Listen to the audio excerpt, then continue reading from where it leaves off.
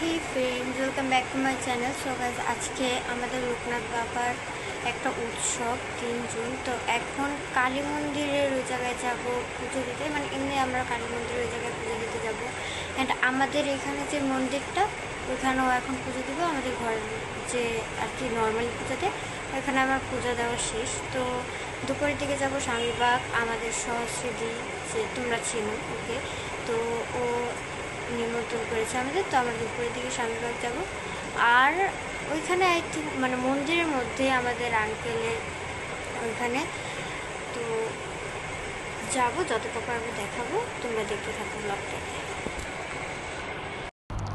So guys, দেখো পুরা ঘর ভর্তি ফল, কারণ আমার দিদিমা একটা মানতে দিয়েছিল যে আমাদের ওজন অনুযায়ী ফল দিতে হবে 12 দিন।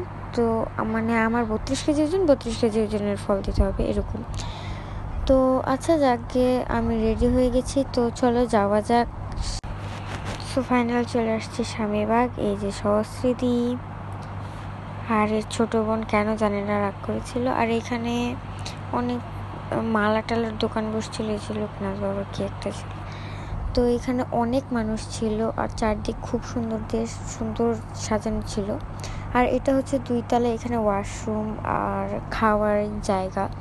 তো আমাদের যেতে যেতে, এই দেখো মন্দির, আমাদের যেতে যেতে একটু দেরি হয়ে গিয়েছিল। তো মানে নর্মালি যেটা আর কি খাই, ওইটা বন্ধ হয়ে গিয়েছিল।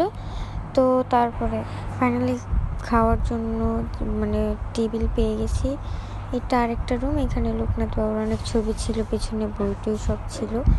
আর এই যে বড় ছবিটা দেখতে পাচ্ছ লোকনাথ বাবার, এটা হাতে আঁকা ক্যানভাসের ছবি। তো খাওয়া দাওয়া শেষ করে এখন উঠলাম। এখন তাও দেখে নাও মানুষ কমই আছে, একটু আগে অনেক মানুষ ছিল যেহেতু পূজা হচ্ছিল।